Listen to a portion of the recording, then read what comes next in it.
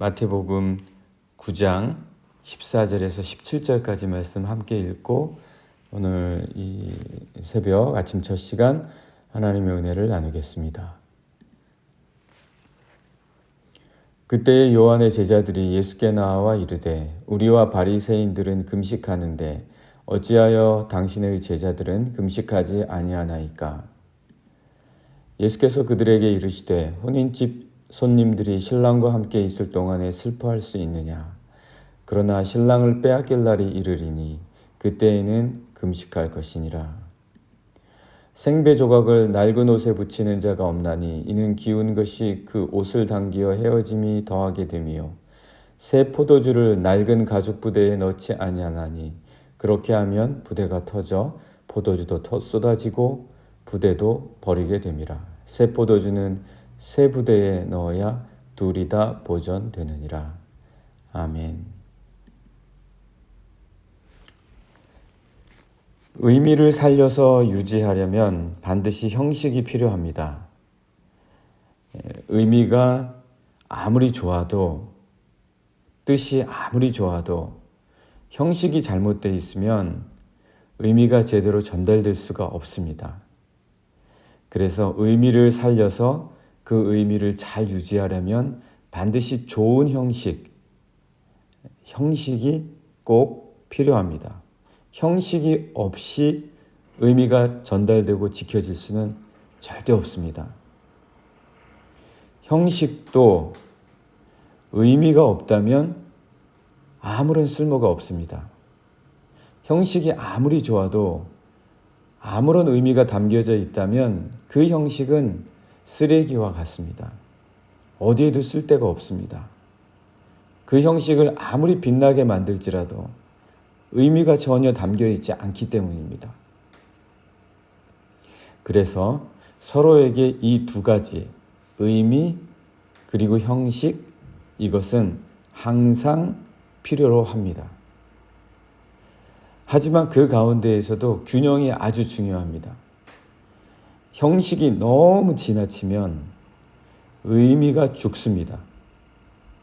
형식을 너무 세게 만들면, 형식을 너무 엄격하게 의미보다 더 중요하게 여기면 그러면 의미가 죽고 형식만 남게 됩니다.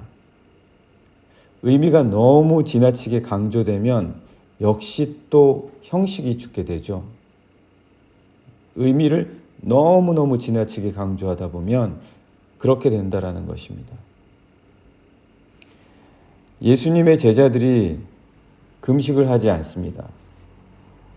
그러니까 세례 요한의 제자들이 예수님께 나와서 우리와 바리새인들조차 금식하는데 왜 예수님 당신의 제자들은 금식하지 않습니까? 이렇게 묻습니다. 그런데 우리가 꼭 알아야 될 게 있습니다.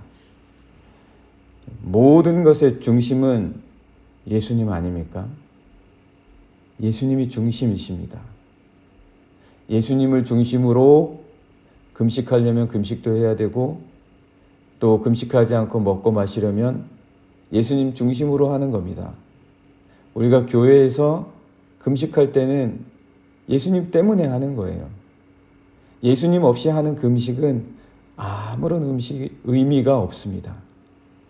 예수님의 정신, 예수님의 삶, 예수님의 말씀, 예수님이 걸어가신 그 길, 그런 거 없이 우리가 하는 금식이 무슨 의미가 있습니까? 아무리 훌륭하게 금식을 치러낸다 할지라도 예수님이 없으면, 그 금식 가운데 예수님이 하신 말씀이 없으면 아무런 의미가 없습니다. 그래서 교회에서 하는 모든 형식은 다 예수님의 말씀이 있는 겁니다. 이거 할 때도 예수님 말씀, 저거 할 때도 예수님 말씀, 하물며 조그만 모임을 하는데도 예수님 말씀. 왜 우리가 그렇게 합니까? 괜히 쓸데없이 갖다 붙일 데가 없어서 예수님 말씀을 여기 갖다 붙이고, 저거 할 때도 예수님 말씀 갖다 붙이고, 이거 할 때도 예수님 말씀 갖다 붙이는 게 아닙니다. 불평할 수도 있어요. 왜 맨날 예수님 말씀이냐? 왜 맨날 성경 꺼내서 여기저기서 써먹냐? 예수님 말씀이 없으면 아무런 의미가 없기 때문입니다. 어떤 좋은 교회 행사도, 어떤 좋은 교회 형식도 예수님 말씀 없으면 아무것도 아니고 어떤 쓸모도 없기 때문입니다. 그런데 이걸 지금 세례 요한의 제자들이 묻는 거예요. 예수님 당신의 제자들은 왜 도대체 금식하지 않고 먹고 마시고 있냐? 심지어 바리새인조차 금식하는데 예수님과 바리새인을 비교하고 있는 거죠. 오늘 한번 말씀을 잠깐 보시겠습니다. 14절입니다. 그때에 요한의 제자들이 예수께 나와 이르되 우리와 바리새인들은 금식하는데 어찌하여 당신의 제자들은 금식하지 아니합니까? 지금 심지어 바리새인들과 예수님을 비교하고 있습니다. 왜 이 비교가 잘못됐냐? 바리새인은 옛 포도주입니다. 옛 전통이에요. 새롭게 돼야 되는 거죠. 예수님은 모든 형식과 모든 전통을 새롭게 하시고 율법을 완전하게 하시면서 형식 때문에 고통당하고 있는 자, 형식 때문에 피해를 당하고 있는 자, 형식이 있어도 의미를 찾지 못하는 자들을 위해서 새로운 형식과 새로운 의미가 되어주기 위해서 오신 거예요. 그런데 세례 요한의 제자들이 여전히 그것을 알지 못하고 바리새인들은 이렇게 하는데 왜 주님 당신의 제자들은 이러고 있습니까? 이런 옛 형식에 여전히 매여 있는 모습을 보여주고 있는 거죠. 당시 유대인들에게는 금식하는 여러 절기들이 있었습니다. 대표적인 절기로는 욤키푸르, 대속죄일이 있었죠. 우리가 지금 욤키푸르 때 금식합니까? 우리가 지금 대속죄일 때 금식하냐고요. 우리는 사순절 때 하죠. 예수님의 죽으심의 고통과 고난, 그 십자가, 그래야 부활이 있기 때문에 우리는 욤키푸르가 아니라 바로 사순절 때 금식하는 거예요. 고난주간 때 금식하는 겁니다. 그런데 지금 세례 요한의 제자들이 와서 바리새인도 지금 금식하는데 왜 이때 하지 않습니까? 새롭게 할 능력이 없는 거죠. 새롭게 할 능력이 없는 것을 보여주고 있습니다. 그러면 똑같을 거예요. 세례 요한의 제자들이 옛날에서 벗어나지 못할 거예요. 부활은 없을 거예요. 매일 죽는 것에 슬퍼하는 대속죄일만 남을 뿐이죠. 그 이외에 바벨론에 의해 성전이 파괴된 것을 슬퍼하면서 금식하는 시기도 역시 또 있었죠, 유대인들에게. 그러니까 세례 요한의 제자들이 이걸 물어보는 거죠. 당연히 이런 때 금식해야 하는데 왜 예수님 당신의 제자들이 금식하지 않는 겁니까? 왜 이런 형식들을 따르지 않는 겁니까? 이렇게 말하는 거예요. 지적하는 거죠. 어찌 보면 타당한 것 같습니다. 왜? 옛날 형식 때문이기 때문에 이게 타당한 것 같아 보여요. 옛날 형식을 벗어버려야 된다는 거예요. 예수님이 모든 형식의 중심입니다. 예수님이 곧 폼이에요. 예수님이 새 형식입니다. 예수님이 새 부대예요. 그렇지 못하면 포도주를 담아낼 수가 없습니다. 예수님의 그 십자가와 예수님의 고난과 예수님의 부활의 그 의미를 어디다 담을 겁니까? 어떤 형식에 담을 거예요? 새 부대라는 것은 새로운 질서거든요. 이 새 질서를 누가 만드십니까? 새 질서, 오직 우리에게 새로운 질서를 주시는 분은 새로운 의미가 되시는 분일 뿐이에요. 그거는 예수 그리스도신 거예요. 우리가 뭘 하든지 간에 어디에 있든지 간에 혼돈스러운 우리의 삶에 새로운 질서를 주시는 분은 예수 그리스도예요. 그분이 살아가신 삶의 모습이 우리에게 새로운 폼이고 우리에게 새로운 new normal이에요. 우리의 새로운 형식인 거예요. 그분이 어떻게 살아가야 할지에 대한 온전한 질서를 주시는 분입니다. 세상의 질서가 아니에요. 옛 질서가 아닙니다.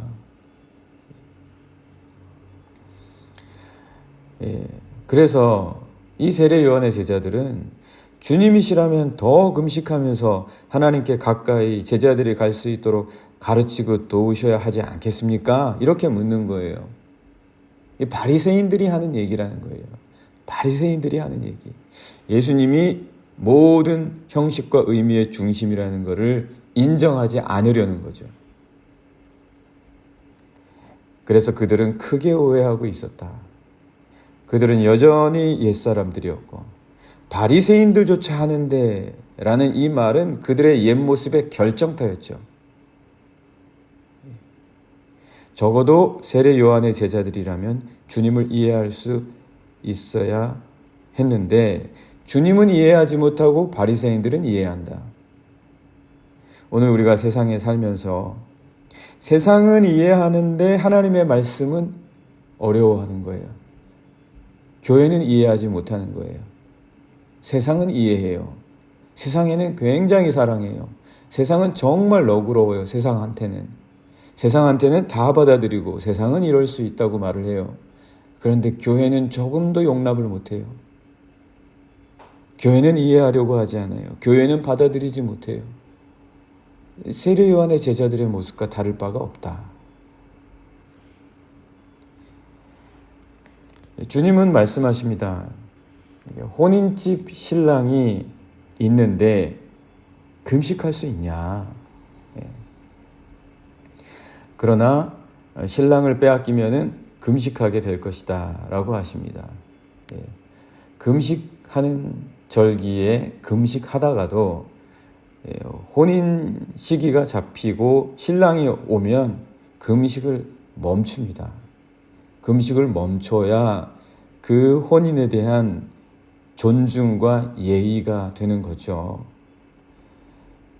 혼인집 신랑이 누굽니까? 지금 예수님 와서 제자들과 함께 계시면서 곧 십자가의 고난을 당하시고 죽으시는데 그때 금식을 하지 말라고 해도 금식을 할 터인데 지금 주님과 함께 있는 의미를 못 깨달으니까 왜 금식 안 하냐고 하는 거예요.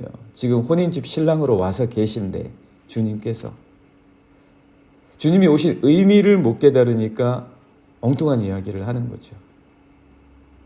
오늘 말씀을 15절 말씀 같이 한번 보시겠습니다. 예수께서 그들에게 이르시되 혼인집 손님들이 신랑과 함께 있을 동안에 슬퍼할 수 있느냐. 주님이 지금 신랑으로 제자들과 함께 오셨고 계시고 지금 예루살렘 주민들과 함께 계신데 지금 금식하지 않냐고, 왜 기뻐하냐고, 왜 즐거워하냐고, 왜 식사하고 다니냐고 그렇게 욕하고 있는 거예요. 주님이 함께 오셔서 곧 이 세상을 떠나 가실 터인데 계실 그 동안을 기뻐하며 함께하고 그 의미가 무엇인지를 알게 하시고 계신데 그 의미를 도무지 모르니까 세례 요한의 제자들은 나와서 이렇게 이야기하는 거죠. 왜 밥 먹냐? 왜 지금 금식 안 하냐? 왜 우리 옛 형식 따르지 않냐? 이렇게 말하고 있는 거죠. 그래서 주님이 계속 말씀하십니다. 그러나 신랑을 빼앗길 날이 이르리니 주님이 이제 십자가 지시면 그러면 그때에는 금식할 것이니라. 이제 새로운 의미로 금식할 줄 알게 된다는 거죠. 예수님이 금식의 의미가 되어 주신다는 거죠. 예수님이 너희들의 삶의 중심이 되실 것이다. 주님이 의미도 주시고 형식도 주실 것이다. 이렇게 말씀을 하십니다. 그러니까 이 말씀은 신랑을 빼앗기는 것, 주님의 십자가로 말미암아 지금까지의 모든 금식 규례들이 새롭게 될 것이다. 예수님이 모든 형식을 주실 것이다. 왜? 예수님이 질서를 창조하시기 때문에 그렇습니다. 예수님이 의미 자체이시기 때문에 그렇습니다. 대속죄일처럼 대제사장 한 사람이 들어가서 송아지의 피로 죄를 대신하는 것을 기념하면서 금식하는 것, 그거는 옛 형식이다. 그것은 지나갈 것이다. 그것을 왜 안 지키냐고 하면 도대체 주님이 주시고 있는 이 의미를 깨닫고 있는 것이냐 못 깨닫고 있는 것이냐. 그것은 오래된 부대여 낡은 옷일 뿐이다. 주님께서는 자신이 직접 십자가에서 죽으시고 그것을 통해 어느 누구든지 주님의 십자가의 죽음을 깨닫는 자들은 새로운 의미를 받아서 죄 때문이 아니라 부활의 기쁨으로 나아가기 위하여 금식할 수 있고 그 금식이 그들의 능력이 될 것이다. 이렇게 말씀해 주고 계십니다. 한번 말씀을 잠깐 보실까요? 16절, 17절입니다. 생배 조각을 낡은 옷에 붙이는 자가 없나니 이는 기운 것이 그 옷을 당기어 헤어짐이 더하게 되며 이 새 의미를 새로운 형식에 담아내지 못하면 예수님의 이 부활로 나아가시는 그 놀라운 의미를 옛 형식에 담아내려고 하면 옛 형식을 지키면서 예수님을 믿으려고 하면 절대 예수님의 그 의미를 담아낼 수 없을 것이다. 오히려 다리가 찢어진다는 얘기예요. 헤어짐이 더하게 될 것이다. 다 찢어질 것이다. 의미도 담아내지 못하고 옷도 다 찢어질 것이다. 그 예수님의 의미를 어떻게 옛것에 담을 수가 있겠습니까? 17절도 보시게 되면 새 포도주를 낡은 가죽 부대에 넣지 않으니 그렇게 하면 부대가 터져 포도주도 쏟아지고 부대도 버리게 됨이라.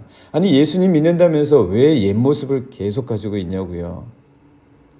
왜 예수님 믿으면서 예수님이 주신 그 의미를 담겠다고 하면서 왜 옛 행실을 계속 가지고 있냐고요. 왜 옛 습관 그대로 하고 있냐고요. 왜 세상의 질서와 세상의 규칙들을 더 우선시하냐고요. 주님이 그 말씀 하시는 거예요. 새 포도주를 담으려면 새 부대가 필요한 것이다. 새 포도주는 새 부대에 넣어야 둘이 다 보존되느니라. 바벨론에 의한 성전 파괴의 슬픔 때문이 아니라 이제는 그분과 함께 새로운 성전을 일으키기 위한 것이 무엇인지 안다면 당연히 주님이 주시는 금식을 해야 할 것입니다. 옛 모습들, 옛 옷, 옛 부대, 세상의 습관, 옛날 습관들, 그것은 옛 정신을 담은 옛 절기의 옛 형식, 옛 금식이다. 새롭게 우리에게 주신 새 포도주를 담을 새 부대가 우리에게 필요하다. 그것은 주님의 말씀을 통해서 우리에게 주어지는 새로운 질서이다. 주님께서 내가 사흘 만에 다시 일으켜 세우시겠다고 말씀하신 그 교회, 베드로에게 이 반석 위에 내가 새 교회를 세우시겠다고 하는 그 교회의 질서, 바로 그 질서를 따라 금식할 수 있어야 된다. 생배 조각을 붙일 필요가 없는 새 옷이 우리에게 필요하다.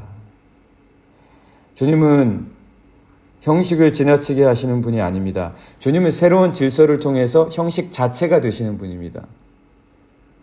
그래서 의미가 되시는 분이십니다. 의미와 형식이 완전한 하나가 되시는 분, 예수 그리스도의 그 질서를 따라가는 것. 주님은 그렇다고 해서 의미만 남게 하시는 분도 아니십니다. 주님은 의미와 형식을 모두 새롭게 하시는 분이십니다.